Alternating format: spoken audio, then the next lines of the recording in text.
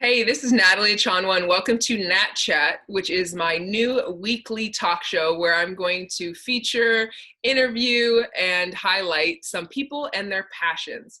Coming into the first episode, we have the former Memphis Grizzlies assistant coach and now the new head coach at my alma mater, the University of Notre Dame. Natalie Achonwa here, Nat Chat. Nat Chat. Welcome to Nat Chat, the latest and the greatest.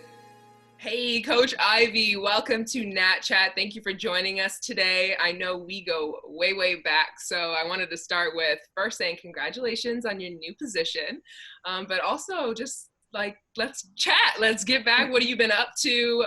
Now you have your new role as the head coach of the women's basketball team at Notre Dame. So how's that been going so far? It's been going so well. First of all, thank you for having me on. It's just been an amazing 2 weeks. I feel like it's flown by since the announcement. That first week was a whirlwind. I didn't sleep, just so much excitement and emotions and, trying to answer people's phone calls and, talking to family and all that stuff. So it went by fast. And so I've just been kind of getting used to everything that I have to do as a head coach now and trying to take it day by day. But there's a lot that goes on. Of course, I can only imagine, but I know now you're the big dog, but we got to talk about back. I almost said back in the day, but it feels like such a long time ago. But when I was at Notre Dame and even before that, I remember when you were in Argentina watching Skylar play on the USA team and they were playing us and the Canadian team. And that was just where I guess it all started. And you were like, hey, Coach McGraw, how did that kind of go? And how was that recruiting process? I've told the story on my side, but I want to hear a little bit on your side. Well, what's funny is that you were on my flight. The Canadian team was on my flight, headed over to Argentina. I don't even know if I told you that. I didn't even know that. And now you guys were getting your bags, and I'm like, I can't wait to watch Canada play. Really, this is when I first saw your team. I'm like, I'm definitely gonna. I was circling you guys on my schedule, so it was a blessing to be able to see you. Like you were just like somebody that I wrote my notes down. Like I was like, yo, like we have to get Natalie Achonwa. I was like, the first time I saw you, I was like, there was something about you. I thought you would be perfect for, the Princeton offense and just the way that you played. I was like, she's so smart, so athletic, so poised, so fundamentally sharp that I was like, Coach, like, I was so excited to bring another name back, another recruit back. Yeah. I was so excited about you. So I'll never forget that, going over there and feeling like I just found a diamond and no one knew about it. Yeah, I was like, no one knows about her. I'm so excited. So that's really where our relationship kind of started. And then, the recruiting process, and then we were fortunate to land you. So that was huge for the program. Yeah, I mean, I always give both you and Skylar credit for how I got to Notre Dame because thanks, Sky, for being great and having Niele come out there, and then thanks, Niele, for bringing me back to Coach McGraw. But that's years ago now, right? Almost 10 years ago? Yeah, it seems so long. Time flies when you're having fun.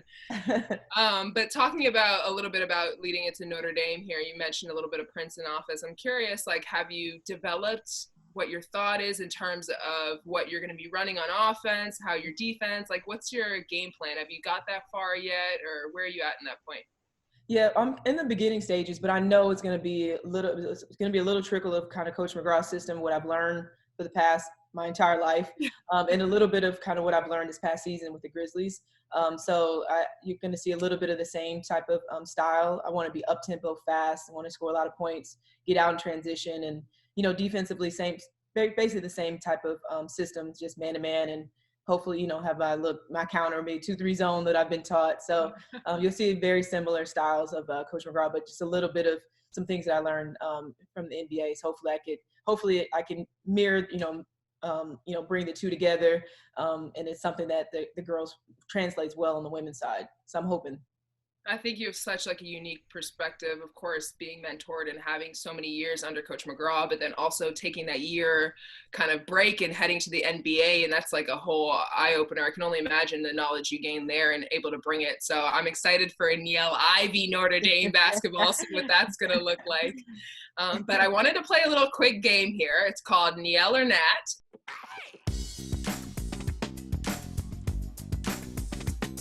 I'm going to ask a couple questions, then they will be from our time in our careers, our playing careers, and see if you can guess who owns the stat, basically. Is it you or is it me?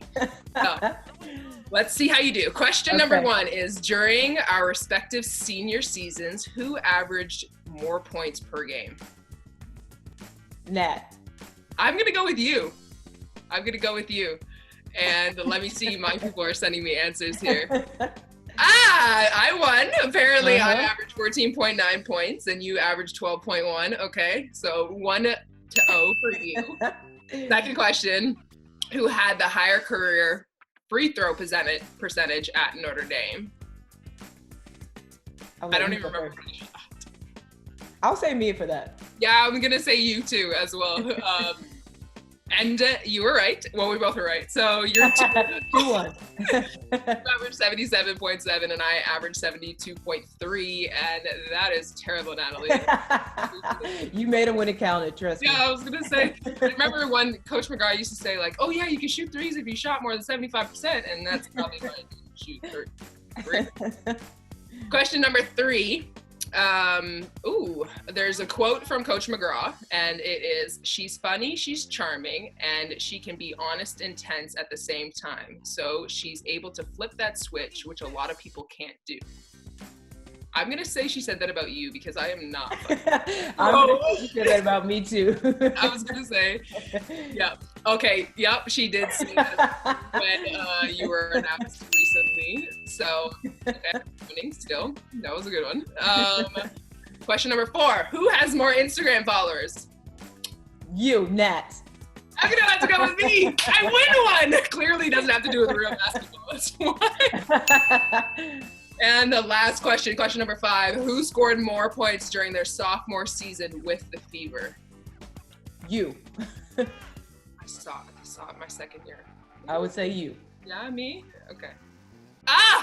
We tied. We literally had the exact same. No way. That's a great one. That is a really great one. 6 points, yeah. Okay. That's awesome.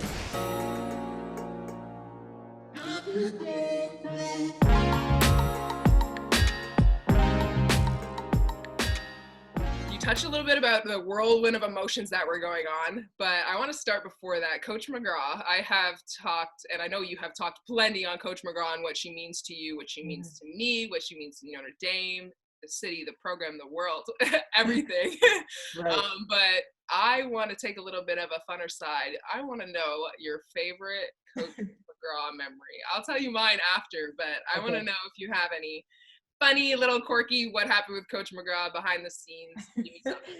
Well, I have many, many, many funny stories. And I would say one would be, and I would say it was probably when I came back as a coach, it was after, I would say probably after the Big East championship, when Skylar threw the pass to you and you scored with like 2 seconds left to win in Hartford, which was incredible. But afterwards, we just had a celebratory get together, and she did the wobble. And I was like, it was just kind of the first time I'd ever seen her like dance. So that was like my funny moment because I couldn't believe it. And then after that, it was like her thing, like, you know, the Hall of Fame reunions. It's like turn the wobble on. So that's the first time to see her really get out there and like really lead the dance floor. That was like one of my favorite funny moments of Coach. Okay, I think mine was a practice moment though, because of course, with Natalie Novosel and with me, it was like the back and forth with Natalie's. And I think this was before I really got the nickname Ace and was kind of owning that. So I remember we were in practice and it was just rough and everyone kept messing up. And she was like, Natalie, get off the floor. But both of us were on the floor. And I looked at her and I was serious, but like I didn't know, I wasn't quite, in my freshman years, I wasn't quite in tune with reading her emotions. And I was like, Coach, which Natalie? And she just like, oh, I'll never forget that. And Nat was like, oh, come on, Ace. And I was like, oh, sorry. That's hilarious. I remember that. Yeah. Laughed for a long time after that.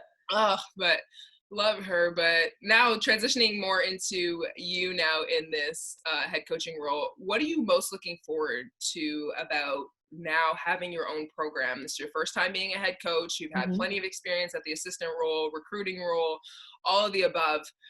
What are you looking forward to most about owning your own program, basically? Yeah, I'm looking forward to so many things, but I think just being the lead, stepping into this role of being a leader. I always felt like I was a leader regardless, as a point guard, but now it's like I know that my role is going to be able to impact lives, and I know that my platform is a lot bigger, and so I'm really excited about that because I think that's just kind of who I am, and I just want to. My mission is to serve really and to mentor, and now I'm in a bigger role to do that. And that is going to be impactful for me and my why and my purpose. And so it's just exciting to be able to say that I can do that back in my alma mater of all places. So that's what I'm looking forward to the most. And hopefully sharing the knowledge, like you said earlier, that I've learned under Coach McGraw and also under Taylor Jenkins and Memphis Grizzlies, and my experience in WNBA and in Notre Dame. All of my experiences, I'm hoping that I could share that knowledge and hope to have a great time and to build great culture here in Notre Dame, and hopefully to be successful under my reign. So you're, like you said, building your own program here. You are adopting some current players, but as soon as you got that head coaching job, barely the ink was still wet on the paper, and you were jumping right in the recruiting role. So keeping that true grinder mentality that you have had and how you brought players into Notre Dame, keeping that alive has been great to see so far. How's that kind of going? Are you going to hand that role off to an assistant, or are you just going to kind of keep the reins on bringing in new recruits?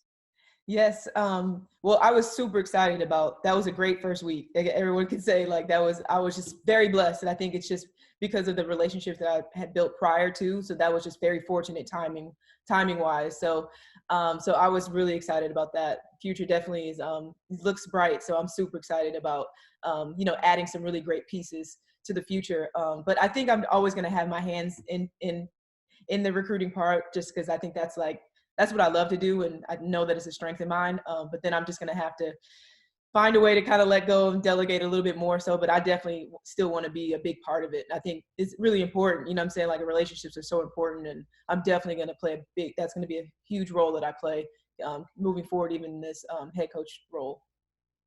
Well, I'm super excited to see what you do and who you bring in, but we're going to play one more game, and it's called the Mute Challenge.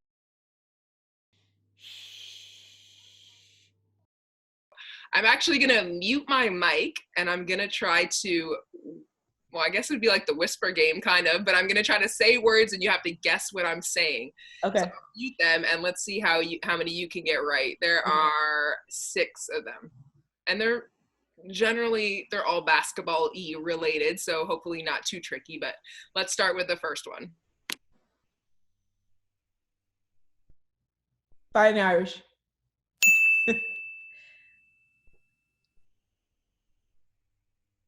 WNBA.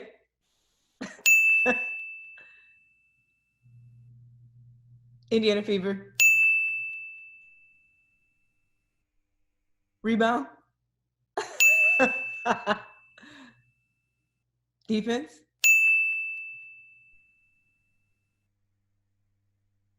Oh, I have no idea. The Leprechaun. The Leprechaun. The Leprechaun is just. I don't know. Oh, the Leprechaun has a jump shot. The Leprechaun shooting jump shot from the elbow. It was close enough. That last one was close enough. The funniest part was I muted, but I was still whispering the whole time. On the third one, I was like, why am I whispering? She clearly You pretty much hit him. The last one was a Leprechaun hit a jump shot from the elbow. Never hit a jump shot. You had to throw a kicker one in there, but so to wrap up before we get done, I'm going to go ahead and assume you're watching The Last Dance and keeping up to speed with crazy, right? An interesting kind of conversation came up with Isiah Thomas and the whole joining that dream team and how he was left off on the team. And I've been having a couple of discussions and just with friends about it. And I thought it was crazy because there's been some other situations in the women's game as well where they've been similar. And I'm curious to know kind of your thought process or what do you think about, do you choose like a culture versus like a top player? Like, it's kind of tough in those situations. And I'm thinking like, of course, there's all the drama with everyone saying Jordan left him off or whatever, but more of just like the thought process and kind of when you're building your own program, like what are you thinking about in balance between great players, or like are they good for your fit, or how that kind of gelling works for you? Yeah, that's a great question. And I believe completely culture. I think culture is the biggest part of it. I think that's the first thing I'm going to try to establish, making sure we have great culture with a new era, new coaching. So I think that's super important. I think we've been successful at Notre Dame in the past because of great chemistry, like you just said.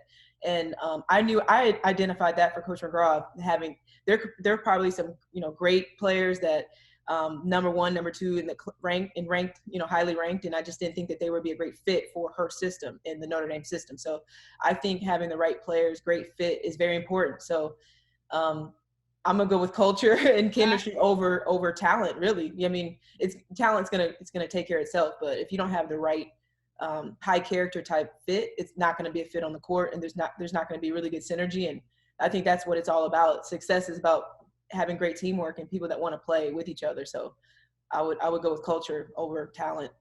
Yeah, that's kind of how we built our Canada basketball program as well. There's been times where we beat teams and you look at our roster and people are like, who are these people? Like you never have necessarily like the big names that you do maybe in the US or in some of other countries. But for us, it's always been like building that unity and that cohesiveness and just riding with each other. And I think you're going to do great things in meshing between Coach McGraw era and establishing your new era. And I'm so excited for you. And I want to say thank you. Thanks for coming and being on episode number 1 of Nat Chat. And good luck with your upcoming season. No, thank you for having me. And I would like to add that I'm going to try to look for some more Natalie Achonwas. That will be definitely on my list to-do list. Hey, if you're going up north, let me know. I'll come for the drive. I need some help. Thanks, Niele. Thank you. Thank you for watching week 1 of Nat Chat. We're very grateful to have Coach Ivey join us for the first ever episode, but make sure next week you tune in because we are going to have another special guest. So follow All Indiana Fever on all social media to stay up to date with the latest and the greatest. I'm Natalie Achonwa, and thanks for watching Nat Chat. Nat Chat.